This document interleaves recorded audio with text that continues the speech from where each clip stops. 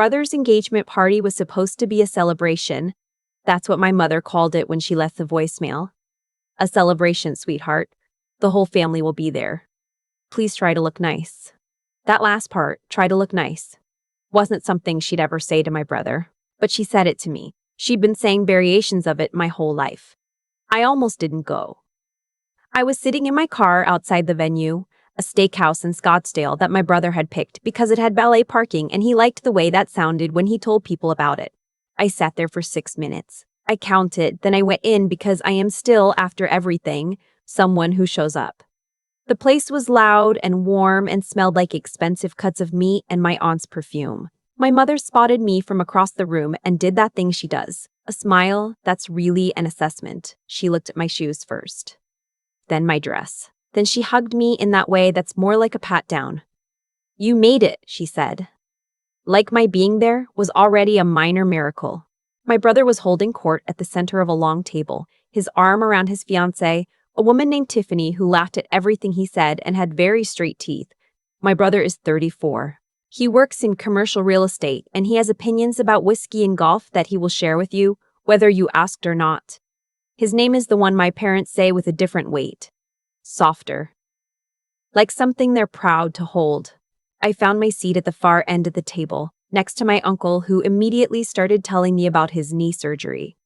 I ordered a water. I ordered a Diet Coke. I folded my napkin in my lap and I smiled at the right moments and I thought about the email sitting in my phone, the one I hadn't answered yet. The one from my publisher's publicity team about the USA Today piece going live on Friday.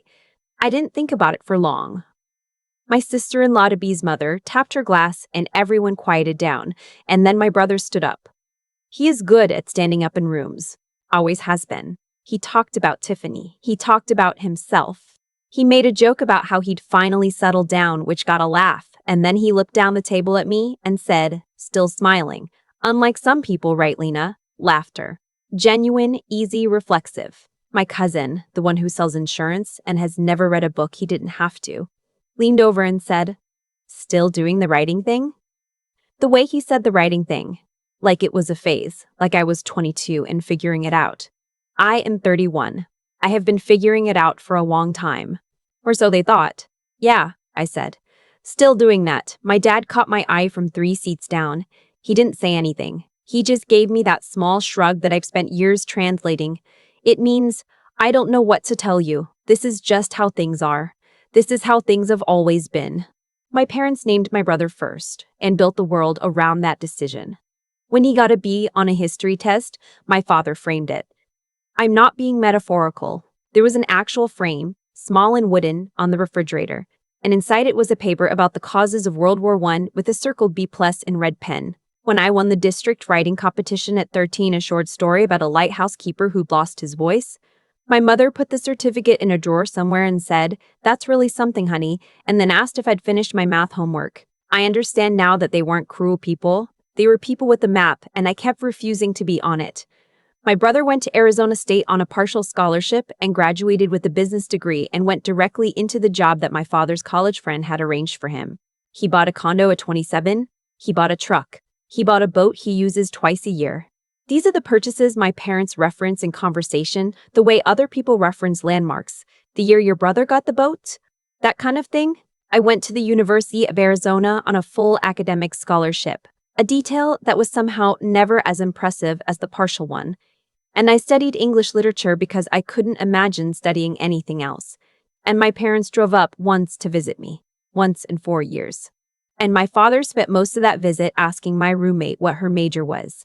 I graduated into a recession and moved back home for 8 months, and that was the worst 8 months of my life. Not because it was hard, but because of the way my mother looked at me over breakfast every morning, like she was waiting for me to announce that I'd come to my senses.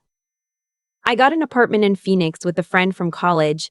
I worked at a coffee shop. I wrote every night at the kitchen table on a laptop I'd bought refurbished from a guy on Craigslist, and I sent stories out to literary magazines and collective rejections in a folder I named Keep Going because I needed to see those words every time I opened my computer.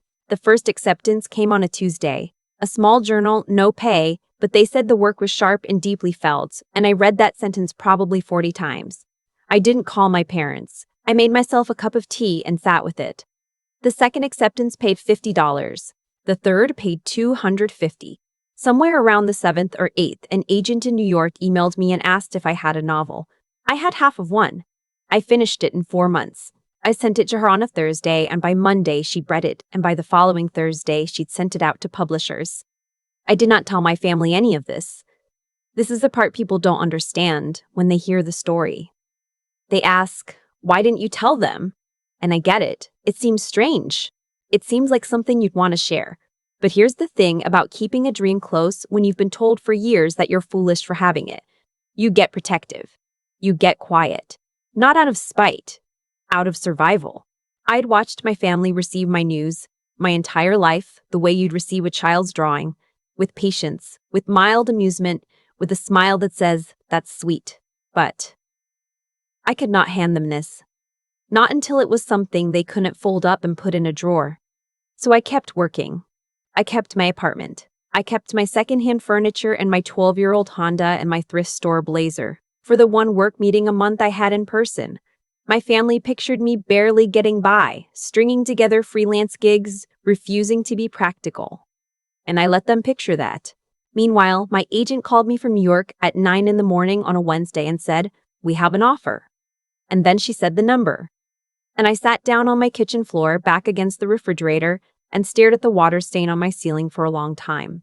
A real publisher, a real advance, a real book with my name on the cover. I said thank you. I hung up. I cried for about 20 minutes. Then I made a list of everything I needed to do. I did not call my parents. The book came out 18 months later. My publisher sent me on a small regional tour, Arizona, California, Texas, a few dates in the Southeast. I read at bookstores and spoke at libraries and did an interview for a local NPR affiliate in Tucson that my mother happened to hear while she was driving to the grocery store. She texted me, "Was that you on the radio?" I said yes. She said, "Oh, wow. I didn't know you had a book out." I had sent her a copy 2 months earlier with a note. The tour went well. The reviews came in and they were good. Better than I'd let myself hope, and the sales numbers climbed in a way that made my editor use the word momentum in emails. My agent called again. They want a second book. The offer is, and she said another number, bigger this time. I signed the contract on a Tuesday. I went to work at the coffee shop on Wednesday because I hadn't quit yet. I waited. The USA Today piece was my editor's idea. They wanted to do a feature. Debut novelist breaks out from the Southwest, became a bestseller. And I said yes because it was good for the book and because some small, tired part of me was ready to be seen, ready to stop hiding something I'd worked this hard for. The piece was scheduled to drop on a Friday. My brother's engagement party was on a Thursday. I almost didn't go, but I went. When my cousin said, "Still doing the writing thing?" I said yes, and then I picked up my glass of water. My brother was back in full performance mode by then, telling a story about a deal he'd closed, some commercial property in Mesa, figures mentioned loudly, the table leaning in. My dad was nodding. My uncle had moved on from his knee and was now listening to my brother with an expression I can only describe as reverent. My mother had placed herself between them, a hand on my brother's arm, her smile set like plaster. I watched all of this and felt something I couldn't quite name. Not jealousy. Not anymore. Something older.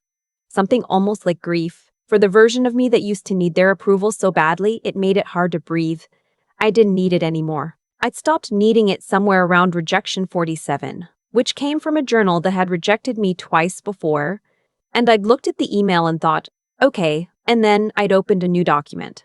The dinner went on. Plates came and went. My sister-in-law-to-be talked about the wedding venue she'd chosen, a place in Sedona, very exclusive. The wait list was long, but her mother had connections. My aunt asked me if I was seeing anyone special in the tone of voice that means we've given up hope, but we're being polite about it. I said not right now. She nodded like that confirmed something. Then my brother said it again. He was mid-story, something about a coworker who'd taken a risk on a bad investment, and he laughed and shook his head and said, "Some people just don't know how to play it safe." Right, Lena? Writers? He made the words sound like a punchline. Like my whole life was a punchline. You're basically betting on the lottery every time, aren't you? His fiancée smiled uncertainly. My cousin laughed. My dad looked at his plate. My mother, and this is the one that still sits with me years later, said nothing. She had the chance. She always has the chance. She chose to rearrange the silverware next to her plate. I held my water glass and I thought about the email I still hadn't answered. My publicist wanted to confirm the quote I'd approved for the USA Today piece. The poll quote. The one they put in bold near the photo. I thought about the photo. It was a good one. I looked like someone who had been doing the work for a long time and knew it. I set my glass down. I do okay, I said. My brother smiled like he'd won something. The piece went live at 6 in the morning on Friday. By 7:30, my phone had 43 notifications. By 9, my mother had called 3 times. I let it go to voicemail. Then I called her back. Lena. Her voice was a different temperature than usual. I was on my phone this morning and someone sent me a link. I know, I said. It says your book has sold. Yes. Silence. A long one. Why didn't you tell us? I had thought about how to answer this for years. I had rehearsed versions of it in my head at 2 in the morning, in my car, in the shower. But when the moment finally came, I didn't use any of them. I sent you a copy of the book, I said. With a note. Another silence. We didn't know it was. She started. I know you didn't, I said. And I meant it simply, without malice. That was the truest thing about the whole situation. They hadn't known because they hadn't looked. Because my work had never been the kind of thing worth looking at, until now. My father called an hour later. He was more direct. He said, "This is a big deal." Like he was informing me. Like I might not have been aware. Yes, I said. It is. He said, "You should have told us." We would have what, Dad? He didn't answer. My brother called in the afternoon. I was at my kitchen table, working on the second book, when his name came up on my screen. I almost let it ring. Then I answered. He didn't say congratulations right away. That's something I noticed. He spent the first 30 seconds asking me to clarify the sales numbers, like he thought maybe the article had gotten something wrong. I told him the numbers were accurate. He was quiet. Then he said, "You let us think you were struggling." I took a breath. I was struggling, I said. For years, I was struggling. You just never noticed the difference. He hung up after a while. Not angrily. More like he'd run out of things to say. The harder conversation happened at my parents' house. My mother had asked me to come for Sunday dinner, which she framed as casual, which it was not. When I got there, my dad was already seated at the table, and the food was already out, and my mother was standing in the kitchen doing something with the dish towel that didn't need doing. I sat down. For a while, nobody said anything that mattered. The food was chicken. There was bread. My father mentioned the weather. Then my mother sat down across from me and said, "We want you to know that we're proud of you." The word sat there between us. I looked at her. She looked back. She meant it. I could see that she meant it, in the way you can see that someone means something they've arrived at late, after they had no choice but to arrive at it. "Thank you," I said. "We always believed in you," she said, and I think she believed that too. And that was almost the saddest part. My father cleared his throat. He said, "If there are things we can do to support going forward." "I'm okay," I said. "I've been okay." He nodded, but I could see what was happening behind his eyes. The recalibration. The slow, uncomfortable process of having to rebuild a story he'd been telling for a long time. The story where my brother was the success and I was the concern. He'd built his sense of the family around that story. He'd organized his pride around it. I wasn't angry. I was tired. After dinner, my mother walked me to my car. She stood on the driveway and hugged me, and it was a real hug this time, not an assessment. Then she said something I didn't expect. "I heard your interview," she said. "On the radio." That time I was driving. I didn't say anything, but I listened to the whole thing. "Okay," I said. "You sounded like yourself," she said. Confident. Like you always knew what you were doing. I thought about telling her that I hadn't always known. That there had been nights in that Phoenix apartment when I questioned everything. Not just the book, but myself. My whole sense of what I was capable of. I thought about telling her that the confidence she heard on the radio was the same confidence I'd had to build from scratch, because it hadn't been given to me. I didn't say any of that. "I'm glad you listened," I said. I drove home in the dark, and the city lights blurred a little past my windshield, and I let myself feel it. All of it, the complicated fullness of a moment you've imagined for so long that the real version can't quite fit the shape you'd made for it. There was satisfaction, yes, but underneath it was something gentler. Not forgiveness. Not yet. Just space. Room to breathe now that the secret was out. My cousin, the insurance one, texted me a week later. Just a gif of someone giving a thumbs up. I sent one back. My brother and I didn't talk for almost a month. When we finally did, we met for coffee near his office, and we sat across from each other with our cups, and neither of us said the things we probably should have said. Instead, we talked about the weather and the wedding venue in Sedona, and at the end he said, "I read the book." I looked at him. "It's good," he said. He said it the way people say something when they've been surprised into honesty. I didn't expect. I didn't know you could. I know, I said. He nodded. He looked out the window for a moment. We didn't fix anything that day. That's not how this kind of thing works. You don't sit across a coffee table and suddenly make up for 10 years of dynamics that were built before either of you knew what you were building. But he read the book, and he said it was good, and I believed him. That was something.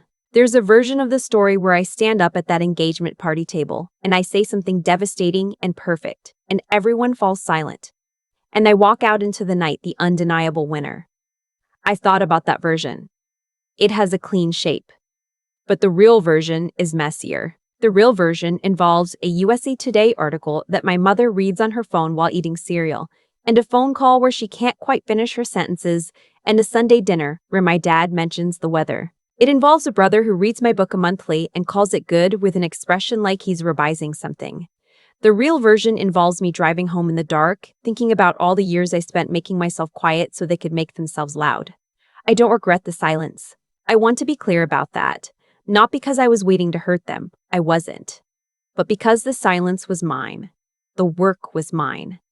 Every rejection I collected, every night I stayed up past midnight, every time I almost stopped and didn't, that was mine. They didn't get to have it. Not until it was finished. The book is called Staying Light. If you look it up, you'll find it. What I know now, what I've learned from all of it, is that the people who couldn't see you when you were building aren't owed the blueprint. You built it anyway. That's enough. That has to be enough. And most days, it is. I've thought a lot about what caused all of this. Not the book. I know what caused the book. Years of work caused the book. Rejection after rejection, filed away in a folder I named Keep Going, caused the book. Cheap coffee at midnight and a refurbished laptop and a stubbornness I couldn't explain to anyone, including myself. That caused the book. What I thought about more is what caused the silence. My family's silence for all those years. Not the cruel kind. They weren't cruel people, but the incurious kind. The kind that comes from having already decided. They had decided who I was before I knew who I was. And once that decision was made, nothing I did could fully penetrate it. My wins were politely received and quickly set aside. My losses were expected and therefore unremarkable. I existed in their story as a side character, and side characters don't get book deals. Side characters don't get USA Today features. So when it happened, the story broke. That's the thing about dismissal that nobody talks about. It isn't just painful, it's a kind of bet. Every time someone tells you that what you're building doesn't matter, they are placing a bet against you. And most of the time, in most cases, life never forces them to settle that debt. They just keep collecting the small daily interest of your self-doubt, and they never have to reckon with what they cost you. But sometimes, not always, not even often, but sometimes, the work becomes undeniable. And then the debt comes due. I don't say that with anger. I'm genuinely past the anger. What I feel now is something closer to clarity. When my brother sat across from me at that coffee shop and said, "It's good about the book," he meant it as a compliment. And it was. But it was also the moment I realized that his approval had stopped being the thing I was building toward. Somewhere along the way, somewhere between rejection 47 and the phone call from my agent, I had stopped needing him to see me. I had built the seeing myself. That's the part that took me the longest to understand. Integrity isn't just about doing the right thing when people are watching. It's about doing the hard thing when nobody is watching at all, when nobody cares, when everyone at the table is toasting someone else, and you go home and open your laptop anyway. That discipline, practiced over years without recognition, becomes something structural. It becomes who you are, and who you are is the only thing that actually travels with you. My mother told me she'd heard the radio interview, that she'd listened to the whole thing and hadn't said anything. I sat with that detail a lot. She heard my voice and recognized something in it. Confidence, she called it, and she stayed quiet. Maybe because she didn't know what to do with it yet. Maybe because she was still revising her story about me. Either way, she listened. That's something. That's where it starts, with someone finally paying attention, even when it's late. I think about the younger version of me in that Phoenix apartment, eating cereal for dinner and sending out queries that came back as rejections. If she could have seen this, not the bestseller list, not the article, but this. The coffee shop with my brother, the Sunday dinner with my parents, the slow and imperfect process of people revising who they thought I was. I think she would have kept going anyway, not for the vindication, but because the work was worth doing regardless. That's what I want to leave you with.